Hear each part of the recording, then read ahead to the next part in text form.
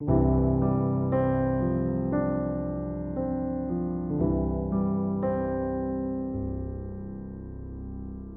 안녕하십니까. 오늘도 하나님을 사랑하는 마음으로 이 자리에 함께 동참하시는 여러분들을 주님의 이름으로 진심으로 환영하고 사랑합니다. 네. 오늘은 바울의 3차 전도 여행 마무리를 해 보려 합니다. 그렇게 오늘은 지난 3번의 전도 여행을 전체를 한번 훑어볼 때 더불어 다 바울의 그때 대략적인 나이를 함께 생각해 보면서 들어주셨으면 좋겠습니다. 먼저 박해자였던 바울이 다메섹에서 예수님을 만났던 그때는 약 30세쯤으로 보게 됩니다. 바리새인으로서 사람을 죽일 수 있는 투표를 할 정도의 직위를 갖게 된 것은 보통 최소 30세 이상으로 보기 때문입니다. 이렇게 제가 말씀드리는 바울의 이 나이에서 약으로 잡은 거기 때문에요. 3살 혹은 내지 4살 정도를 더 플러스 하시거나 하면은 비슷한 나이가 되지 않을까 싶습니다. 바울은 30세쯤에 예수님을 만난 후에 아라비아 광야로 갑니다. 그리고 거기서 3년의 시간을 보내게 되죠. 이 3년의 시간 동안에 바울은 자신의 신학을 새롭게 재정비했다라고 봅니다. 자신이 이제껏 알고 익혔던 모든 구약의 그 관점들을 예수님 안에서 다시 한번 새롭게 정립하는 시간을 가졌던 것이죠. 그리고 예루살렘으로 가서 이제는 하나님의 부르심에 따라 사역을 하겠다라고 다짐합니다. 그런데 그때 유대인들이 바울을 죽이려고 달려드니 어쩔 수 없이 고향인 다소로 도망치게 되죠. 그렇게 10년을 기다리게 됩니다. 그러니까 바울은 하나님의 부르심을 받고 무려 13년 동안의 기다림을 끝에 기다림의 그 시간을 보내야 했다라는 거죠. 그런데 생각해보면 다윗도 그렇게 되지 않았나 싶습니다. 다윗도 사무엘에게 왕으로 기름 부음을 받고 난 바로 왕으로 오르지 못했습니다. 실제로 왕으로 등극하기까지 한 10년 혹은 15년 정도의 시간이 흐른 후에 다윗이 등극하게 되죠. 그리고 그동안에 정말 많은 고난을 경험하게 되죠. 그러니 이런 모습을 통해 우리는 모든 것에는 하나님의 시간표, 하나님의 때가 있음을 우리는 다시 한번 깨닫게 됩니다. 그런데 이때 바울은 그냥 허송세월을 보내고 있던 것이 아닙니다. 이 기간 동안 하나님께서는 바울을 준비시키세요. 아니나 다를까 이방인 지역의 안디옥에서 예수님을 믿는 사람들이 폭발적으로 늘어나게 됩니다.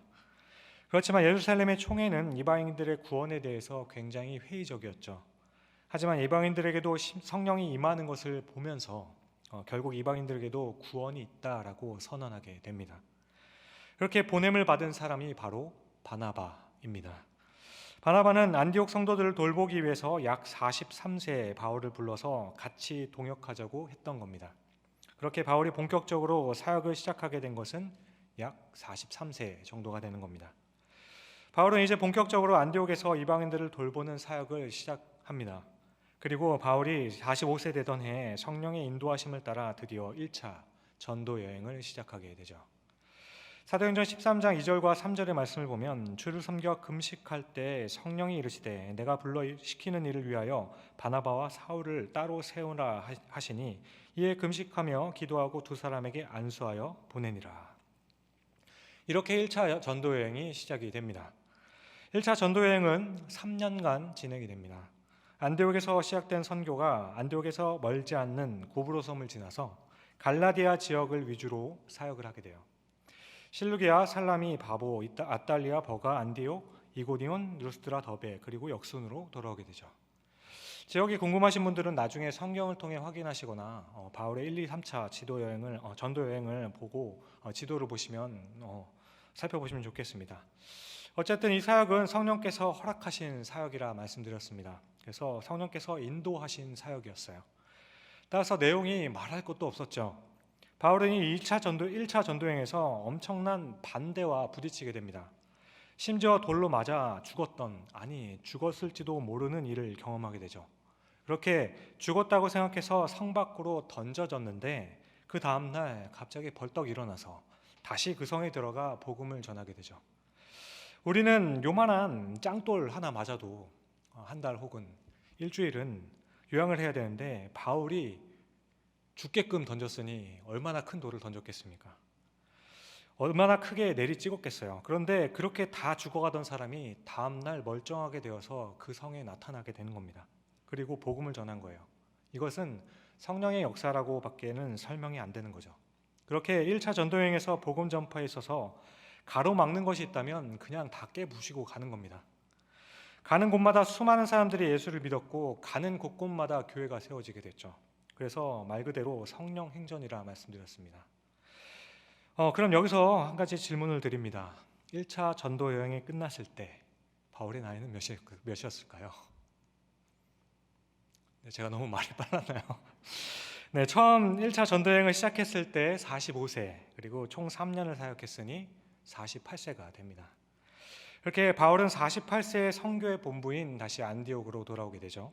그리고 안디옥에서 교회를 2년 동안 돌보게 됩니다. 그런데 이때 문제가 또 발생하게 되죠. 예수를 믿어도 행위를 하지 않으면 구원을 못 받습니다. 예수를 믿어도 할례를 받지 않으면 구원을 못 받습니다. 이렇게 주장하는 율법주의 이단이 이방 교회에 퍼지게 되었던 거죠.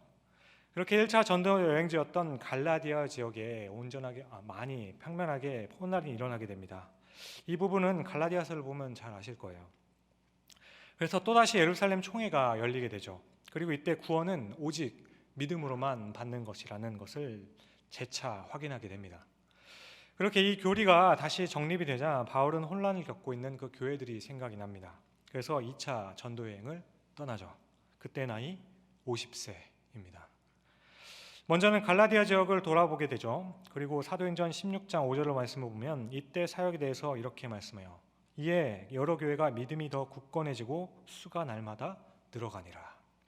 이렇게 돌봄 사역을 은혜롭게 잘 마칩니다. 그런데 바울은 그때 생각을 하죠. 이참에 조금 더 돌아봐야겠다. 이왕 나온 김에 서쪽으로 이동하여서 아시아 지역에도 내가 복음을 전하고 가야겠다라고 생각합니다. 여기서 아시아 지역은 지난번에도 한번 말씀드렸듯이 우리나라가 속한 대륙으로서의 아시아가 아닙니다.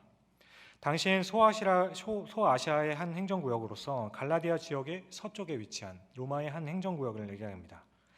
그런데 참 이상하게도 이 아시아 지역에 복음을 전파하려고 하는데 성령께서 계속 막으시는 거죠. 아니, 내가 다른 것 하는 것도 아니고 주님, 제가 하나님의 복음 전하려 합니다. 근데 왜 막으십니까? 답답한 마음이 있었습니다. 그래서 이런 답답한 마음 가지고 결국 어디까지 가죠? 드로아까지 가게 되죠. 그리고 드로아에서 환상을 봅니다. 마게도냐 사람이 꿈에 나타나서 우리를 도우라 하죠. 마게도냐는 아시아의 서쪽에 이동한 유럽으로 가는 첫 관문과 같은 곳이에요. 이렇게 그 관문에서 마게도냐 사람이 뭐라고 했습니까? 네, 들어와. 역시 한 3번쯤은 해야 반응이 좀 있는 것 같습니다. 역시 한국인은 3-4번 맞는 것 같습니다. 바울이 환상을 본 곳이 바로 드로아죠. 그리고 바울은 이 환상을 보고 하나님의 뜻을 깨닫고 배를 타고 건너가게 됩니다. 그리고 첫 성인 빌립보에 들어가게 되죠. 이후에 데살로니가, 베레와 아덴, 그리고 고린도까지 남쪽으로 쭉 내려오면서 전파합니다. 교회를 세우게 되죠. 이렇게 3년간 2차 전도여행을 통해서 유럽의 선교의 문이 활짝 열리게 됩니다. 유럽으로 가는 교두보가 마련되는 것이 바로 2차 전도 여행이라 말씀드렸습니다. 그리고 바울은 이때 아시아에서 복음을 전하지 못하게 하셨던 일을 곰곰이 돌아보면서 1차 전도 여행과 전혀 다른 모습이었죠.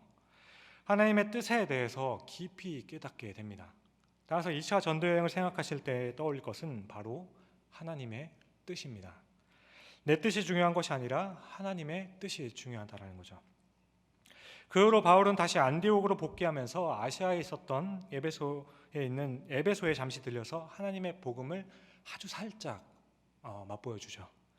그런데 이 에베소 지역의 사람들이 바울이 전해주는 그 하나님의 말씀을 듣고 난생처럼 듣는 말씀에 놀라면서 조금만 더 해달라고 하는 거죠.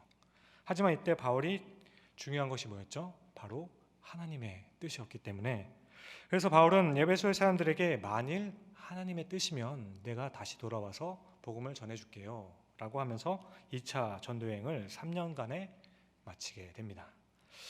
그럼 여기서 질문, 이때 바울의 나이는 몇 세일까요? 역시 53세, 53살이죠. 그 뒤로 바울은 안디옥에 복귀하여서 2년 동안의 또 시간을 보내게 됩니다.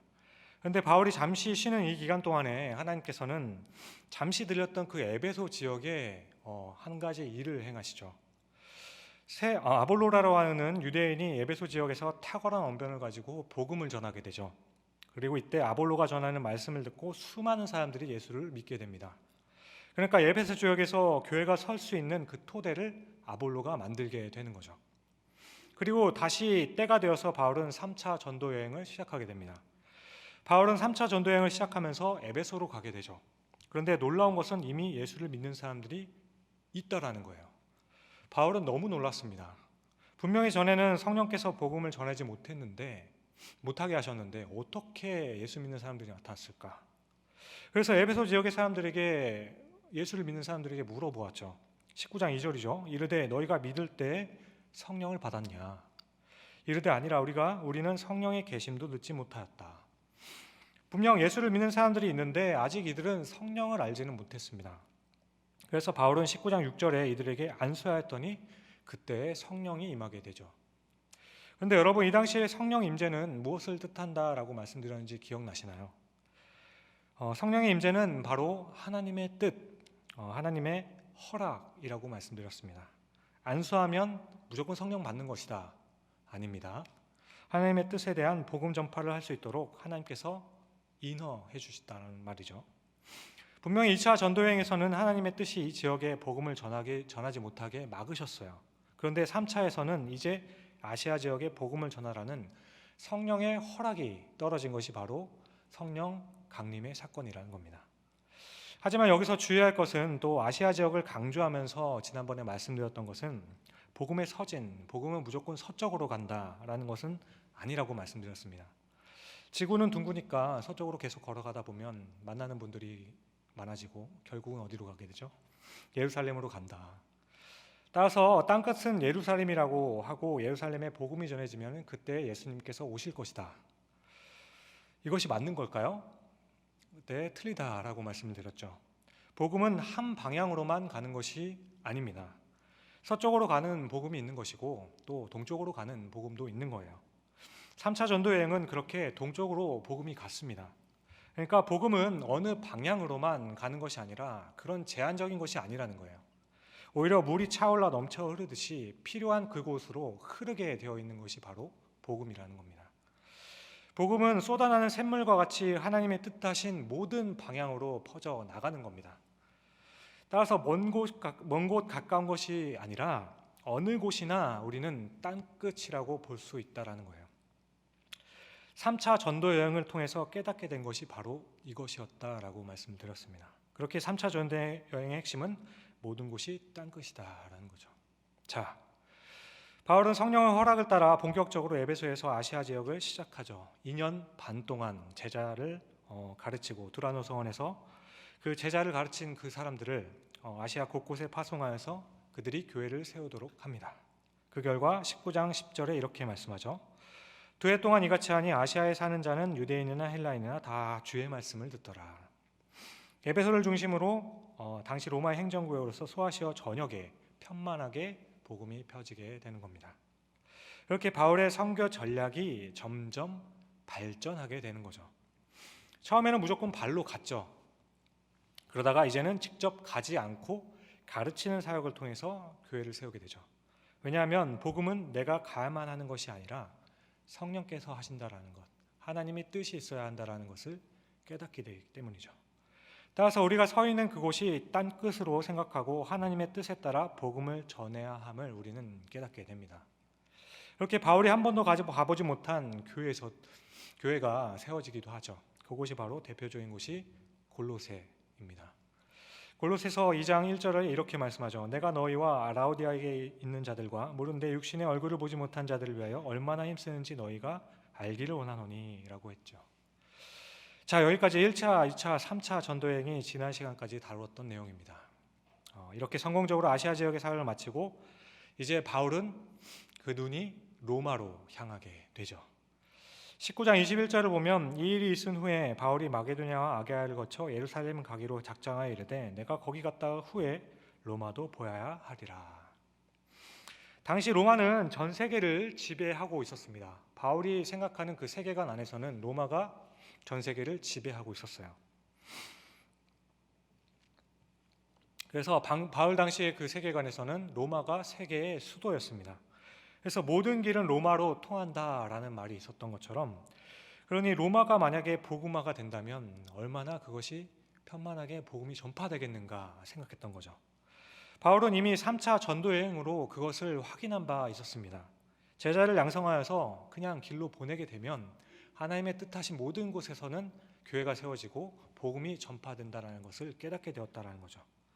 그래서 그 비전과 꿈이 생겼던 겁니다. 그렇게 3차 전도 여행을 마치면서 2차 전도 여행을 했던 곳 마게도냐 지역을 거쳤다가 돌아오게 되죠. 빌립보와 아가와 고린도 지역을 가서 격려하고 예루살렘으로 돌아옵니다. 그리고 이때 우리는 여기서 바울의 사역의 특징 한 가지를 발견하게 되죠.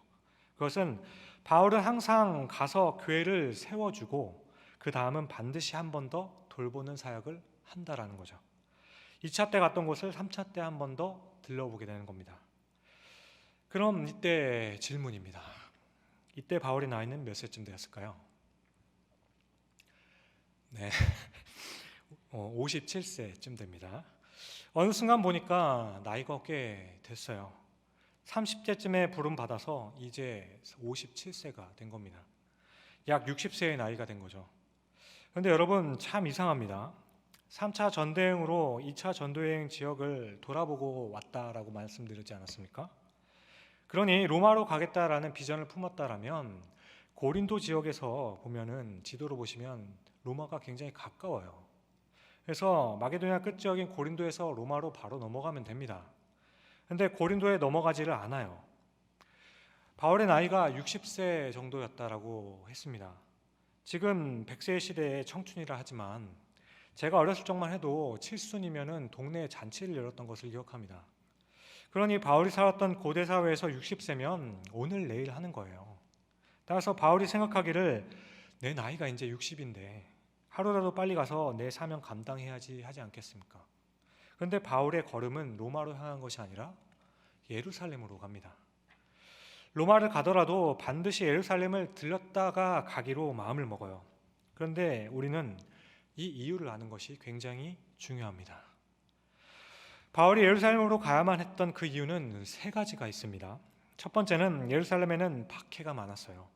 기근이 있었고 성도들 가운데 굶주림이 참 많았습니다. 그러다 보니 각각의 선교지에서 예루살렘을 위한 연보를 해주었고 이것을 바울은 전달해야 되기 때문이에요. 로마서 15장 25절에서 26절을 보면 이렇게 말씀합니다. 그러나 이제는 내가 성도를 섬기는 일로 예루살렘에 가노니 이는 마게도냐와 아가야 사람들이 예루살렘 성도 중 가난한 자들을 위하여 기쁘게 얼마를 연보하였습니다.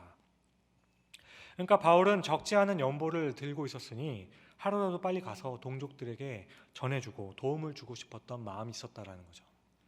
두 번째 이유는 교회의 연합을 위해서 했던 겁니다. 바울의 3차 전도여행을 마치는 장면에서 본문은 바울과 함께 돌아가는 그 사람들의 명단을 제시해 줍니다. 20장 4절과 5절을 보면 예루살렘으로 함께 들어가는 사람들의 명단이 나오는데요. 그런데 이때 이 사람들의 출신들을 한번 같이 보십시오. 아시아까지 함께 가는 자 베레아 사람 브로의 아들 소바도와 데살로니가 사람 아리스다고와 세군도와 더베 사람 가이오와 및 디모데와 아시아 사람 두기고와 드로비모와 그들은 먼저 가서 드로아에서 우리를 기다리더라. 왜 이 사람들이 같이 가는 건가? 바울의 전도 여행의 지도를 보면 베레아와 데살로니가는 2차 전도 여행 때 믿게 된 마게도니아 지역 사람들이죠. 그리고 더베는 1차 전도 여행 때 믿은 갈라디아 지역의 사람이에요. 그리고 아시아의 사람은 3차 전도 여행 때 맺었던 열매들입니다. 그리고 이 그러니까 1차, 2차, 3차의 모든 곳에서 성경적인 열매를 거두었다는 거죠. 그리고 이 모든 교회는 예루살렘 교회와 같은 신앙을 고백하는 그리스도의 한 몸이라는 것이죠. 바울은 이 사람들을 예루살렘 교회로 데리고 가서 사도들과의 교제 약수를 하게 해요. 그렇게 이들과 예루살렘은 같은 신앙을 가지고 있고 그것을 확인시켜 주면서 연보까지 전달하도록 했던 겁니다. 그러니까 우리는 하나라는 것을 확인시켜 준 거죠. 그리고 이것은 바로 우리가 사도신경에 고백하는 바로 공교회성입니다. 우리는 한 몸, 한 교회, 한 신앙을 가진 그리스도의 몸이라는 것을 함께 고백하게 만들어 주었던 거죠. 이 일을 위해서 바울은 예루살렘으로 가야만 했던 겁니다. 끝으로 가장 중요하고 결정적인 세 번째 이유는 성령께서 바울을 예루살렘으로 부르셨기 때문이에요. 바울은 고린도까지 보고 예루살렘으로 가는 길에 에베소의 밑에 있는 밀레도에서 에베소에 있는 장로들을 불러서 마지막 고별 설교를 합니다. 오늘 읽었던 이 설교 본문이 그것이죠. 이렇게 20장 22절을 보시면 보라 이제 나는 성령에 매어 예루살렘으로 가는데 거기서 무슨 일을 당할지 알지 못하노라. 성령에 매어 예루살렘으로 간다. 지금까지 바울의 모든 걸음은 오직 성령의 이끄심을 따르는 것이었습니다. 성령께서 가라는 곳까지 가고 멈추라면 멈추고 다시 가라고 하면 갔던 것이 바로 바울의 사역이었죠. 이번에 예루살렘 행도 그렇다라는 거예요. 바울은 로마의 복음화를 꿈꾸고 있었지만 지금 성령께서 원하시는 건 당장의 로마의 복음화가 아니라 예루살렘으로 가야 한다는 거예요. 그곳에서 할 일이 있고 그곳에 바로 사명이 있기 때문입니다. 이것이 바로 세 번째이면서도 결정적인 이유입니다. 그렇다면 예루살렘에서 해야 할 일은 무엇일까? 그 내용이 과히 굉장히 충격적입니다. 바울은 에베소 장로들에게 고별 설교를 하며 이렇게 고백했죠. 20장 22절과 23절이죠. 보라 이제 나는 성령에 매어 예루살렘으로 가는데 거기서 무슨 일을 당할지 알지 못하노라. 오직 성령이 각 성에서 내게 증언하여 결박과 환난이 나를 기다린다. 예루살렘에는 가면 결박과 환난이 기다린다라고 각 성에 갈 때마다 얘기해 주셨다는 거예요. 실제로 바울은 예루살렘에 도착하고 얼마 되지 않아 유대인의 고소를 받게 돼서 붙잡히게 되죠. 그리고 몇 번이나 죽도록 매를 맞고 살해 위협까지 받게 됩니다. 그러나 로마 시민이기에 로마 황제 가이사에게 호소하게 되고 로마로 압송하게 되죠. 그리고 마지막에 로마에서 참사형을 당하고 생을 마감했다라고 우리는 봅니다. 이것이 바로 바울에게 남아있던 일정이었어요. 그런데 성령께서 이 일을 예고를 해주셨다라는 거예요. 각 성마다 알려주셨다라는 거예요. 그 걸음마다 각 성에서 바울은 들었다라는 겁니다. 예루살렘에는 결박과 환난이 너를 기다리고 있어. 그뿐만 아니라 예루살렘으로 돌아가는 그 길에도 성령께서는 말씀해 주셨다라는 거예요. 그렇게 바울은 밀레도에서 두로로 가죠. 두로에는 바울의 제자들이 있었습니다. 제자들은 21장 4절에 이렇게 말을 해줍니다. 제자들이 찾아 거기서 이래를 머물더니 그 제자들이 성령의 감동으로 바울더러 예루살렘에 들어가지 말라 하더라. 성령의 감동으로 예루살렘에 가지 말라고 해요. 그곳에 가면 고난이 있으니까 가지 마십시오, 바울. 이야기해 주는 거예요. 그런데 여기서 끝이 아닙니다. 두로를 떠나 밑으로 가이사랴에 있는 전도자 빌립의 집에 머물게 되죠. 그리고 21장 10절에서 22절을 보시게 되면 아가보라는 선지자가 유대로부터 내려와서 이야기를 전해주죠. 여러 날 머물러 있더니 아가보라 한 선지자가 유대로부터 내려와 우리에게 와서 바울의 띠를 가져다가 자기 수족을 잡아 메고 말하기를 성령이 말씀하시되 예루살렘에서 유대인들이 이같이 이 띠를 임자를 결박하여 이방인의 손에 넘겨주리라 하거늘 우리가 그 말을 듣고 그곳 사람들과 더불어 바울에게 예루살렘으로 올라가지 말라 고나니. 성령께서 말씀하십니다. 가지 말랍니다. 계속 강조하고 있는 거예요. 그러니까 성령의 경고를 따라 모든 사람들이 바울을 말리고 있는 거예요. 여러분 만약 이런 상황이라면 어떻게 하시겠습니까? 저라면 어떻게 했을까요? 저라면 안 갑니다. 이렇게 많은 사람들이 한 목소리로 가지 말라 그러는데 내가 들었던 게 잘못된 거겠지 할 겁니다. 우리는 우리의 미래에 대해서 하나님께서 직접 말씀해 주시기를 간절히 원하고 또한 바랄 때가 있습니다. 그런데 우리가 하나님께서 알려주셨으면 하는 그 바라는 그 내용들이 무엇인지 아십니까? 어디로 가면 다치지 않을까요? 어디로 가면 잘 될까요? 어떻게 하면 성공할까요? 어떤 길이 보장된 길입니까? 어떻게 하면 어려움을 피하며 나아갈 수 있습니까? 그래서 어떤 분들은 꿈에 부모님이 나와서 오늘 버스 타지 말고 걸어가라고 했기 때문에 걸어갔는데 그 버스가 사고가 나가지고 할렐루야를 외쳤던 분들도 있죠. 그러니까 우리는 보통 기도를 할 때 어떻게 하면 피할 수 있는지 이것이 바로 우리의 기준입니다. 그래서 어떤 분은 기도 열심히 하는 사람이 말을 해주면 그 말은 들어야 한다라고 해요. 기도 많이 하는 사람이 말하는 대로 하면 어려움을 피해 갈 수 있다라고 한다는 거죠. 그래서 혹여나 좋은 말을 해주면서 희망을 품기도 합니다. 성령께서는 지금 바울에게 고난이 기다린다라고 했습니다. 그럼 당연히 가지 않고 피해야겠죠. 그런데 바울은 피하지를 않아요. 성령께서 그렇게 걸음마다 경고하고 계신데 바울의 마음은 전혀 흔들림이 없습니다. 여러분 잘 생각해 보십시오. 예루살렘으로 가면 결박과 환란이 있어서 이제 내가 죽어야 합니다. 순교를 당해야 해요. 그렇게 말씀하신 분이 성령님이세요. 그런데 동시에 예루살렘으로 바울의 걸음을 이끌어 가시는 분도 성령님이십니다. 이게 과연 무슨 뜻입니까? 예루살렘으로 갈지 말지 그 선택권 자체를 바울에게 주셨다라는 겁니다. 바울이 선택을 할 수 있도록 하셨다라는 거예요. 그런데 바울이 예루살렘으로 가겠다라고 선택된 그 동기는 무엇입니까? 무엇에 따라 예루살렘으로 가겠다 했습니까? 현실적인 문제와 위협이 아니죠. 바울의 걸음을 인도했던 것은 바로 그가 가진 사명, 소명이었습니다. 여러분, 고난 당하고 싶은 사람이 어디 있겠어요? 예수님께서도 십자가 지시기 전에 겟세마네 동산에서 땀이 피가 되도록 기도하신 것, 할 수 있으시거든 이 잔을 나에게 피해 주십시오 하지 않으셨습니까? 바울은 이 모든 사실을 알고 있었음에도 불구하고 고난의 길을 선택을 했던 겁니다. 그리고 그 이유를 바울은 이렇게 고백하고 있어요. 24절이죠. 오늘 본문.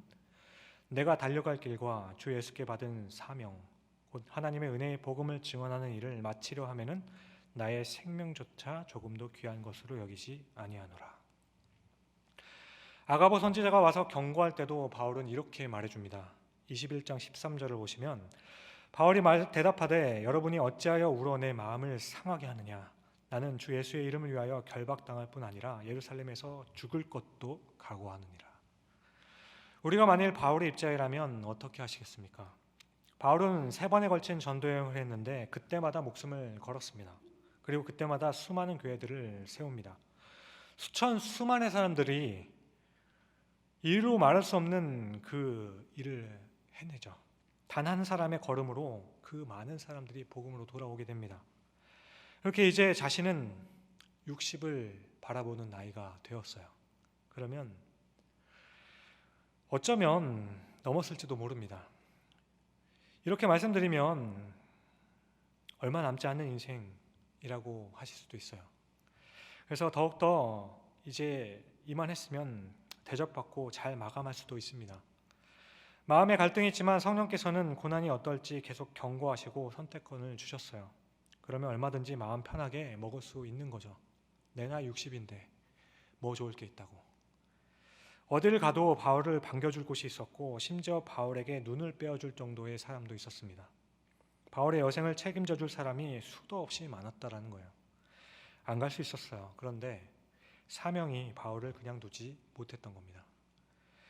결국 예루살렘으로 들어갔고 미리 성령께서 말씀하신 대로 엄청난 고난을 받게 됩니다. 어떻게 보면 절대로 이해할 수 없는 행동이죠. 그런데 여러분, 바울의 결정은 틀리지가 않았어요. 그 고난 한가운데 뛰어들었을 때 숱하게 맞고 감옥에 들어간 바울에게 주님께서는 친히 말씀해 주십니다. 23장 11절이죠. 그날 밤에 주께서 바울 곁에 서서 이르시되 담대하라. 내가 예루살렘에서 나의 일을 증언한 것과 같이 로마에서도 증언하여야 하리라 하시니라. 로마는 바울의 꿈이었습니다. 사명자는 죽지 않는다라는 말이 있죠. 바울은 사명에 사로잡혀 나아갔고 주님은 그 길을 예비하시며 이끌고 계시는 거죠. 그리고 마침내 이루게 하십니다. 바울은 3차 전도여행을 마치고 예루살렘으로 돌아가는 그 짧은 여정이 20장 4절에서부터 21장 16절에는 길게 기록되어 있습니다. 게다가 예수님께서 십자가를 지시러 예루살렘으로 향하신 그 모습과 바울의 이 고난을 당하러 예루살렘으로 향하는 그 모습이 여러 가지로 닮아 있다라고 학자들이 많은 증거들을 제시하기도 해요. 그러니까 바울은 참된 예수님의 제자의 삶을 살기로 다짐하고 살았다라는 거죠. 자, 여러분, 이제 우리 차례입니다.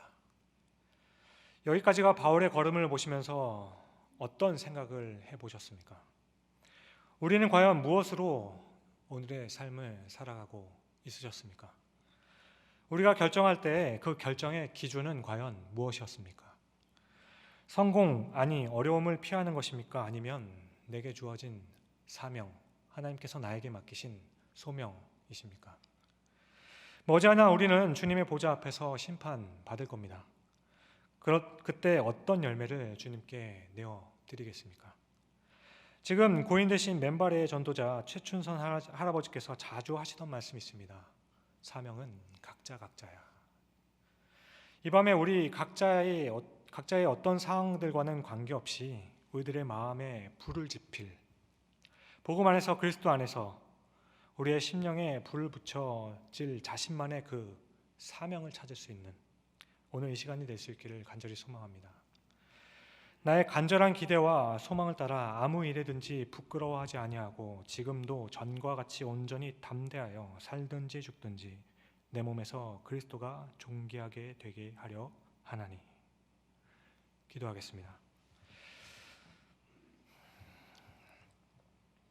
사랑하는 주님, 오늘 우리 모두 각자에게 주어진 그 사명에 매여서, 주님의 그 사랑에 매여서 위에서 부르신 그 사명을 따라서 자신의 생명조차도 귀한 것으로 여기지 않고 달려갔던 한 사명자의 발자취를 우리는 보았습니다.